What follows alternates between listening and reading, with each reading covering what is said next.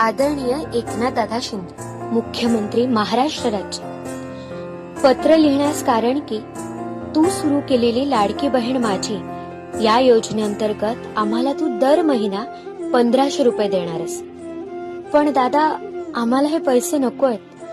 त्या बदल्यात तू गॅसचे दर कमी कर, विजेचे दर कमी कर, चांगले रस्ते तयार कर, ट्रॅफिकची समस्या सोडवण्याचा प्रयत्न कर, जेणेकरून तुझ्या भाऊजींना पैशांची चणचण लागणार नाही.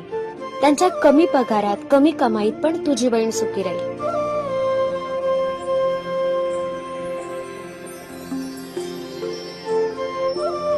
दादा, आणखी एक विनंती करते. तुझ्या लाडका भाच्या भाच्यांची शाळेची फी पण कमी करता येते का बघ, जेणेकरून त्यांचे चांगले शिक्षण सुद्धा होईल. दादा, आम्हाला 1500 रुपये खरंच नको देऊ, पण आमच्या संसारात ज्या आवश्यक गोष्टी आहेत ना, त्या जरूर दे.